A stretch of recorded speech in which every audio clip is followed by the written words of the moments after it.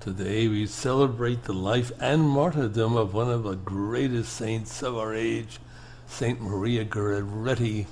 When she was canonized, there were more than 250,000 people in the piazza. She was the daughter of a poor Italian tenant farmer, had no chance to go to school, and basically was illiterate. She could not read or write.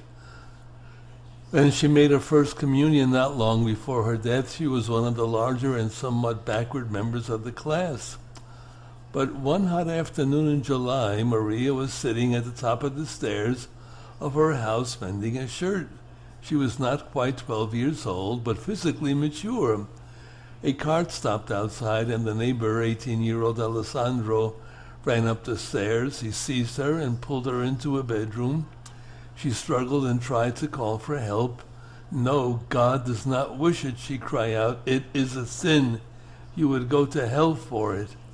Alessandro began striking at her blindly with the long dagger. Maria was taken to her hospital. Her last hours are marked by the usual simple compassion of the good concern about where her mother would sleep, forgiveness of her murderer. She had been in fear of him, but did not say anything lest she cause trouble for the family, and her devout welcoming of Viaticum, her last Holy Communion.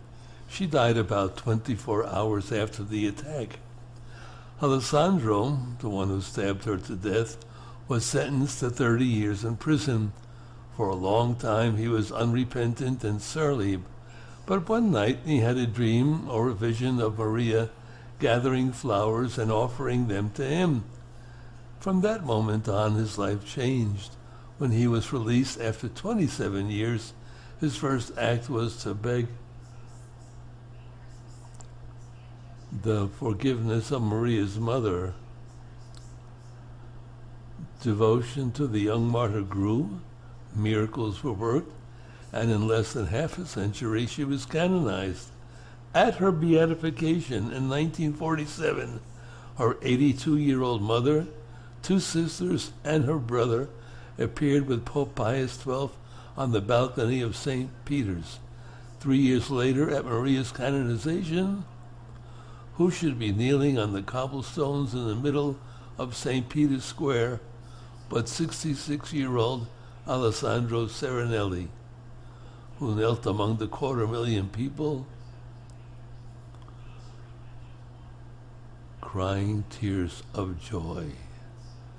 He was a Franciscan helper at the end of his life. It's good to have compassion and give people a second chance. God bless her. Remember, it's our duty to be witnesses also. And since witnesses is the Greek for martyr, remember that that's sometimes required of us as well. God bless you.